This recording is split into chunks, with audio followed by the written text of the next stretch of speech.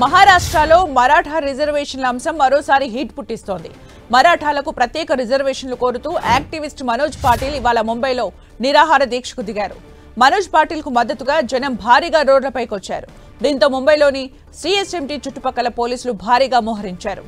ప్రభుత్వ ఉద్యోగాలు, విద్యా సంస్థల్లో రిజర్వేషన్లు పొందేందుకు మరాఠాలను ఓబీసీ కేటగిరీలో చేర్చాలంటూ మనోజ్ పాటిల్ డిమాండ్ చేస్తున్నారు.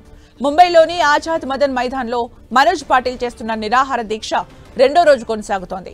మహారాష్ట్రలో హీట్ పుట్టిస్తున్న మరాఠా రిజర్వేషన్ల అంశం మరాఠాలకు ప్రత్యేక రిజర్వేషన్లు కోరుతూ నిరాహార దీక్షకు దిగారు మనోజ్ పాటిల్.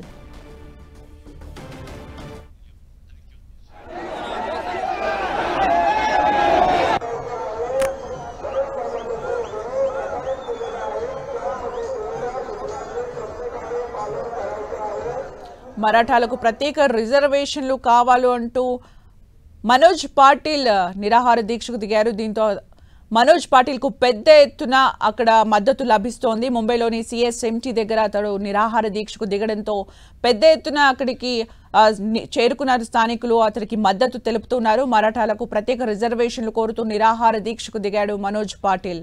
మనోజ్ పాటిల్కు మద్దతుగా భారీగా రోడ్లపైకి జనం వస్తూ ఉన్నారు.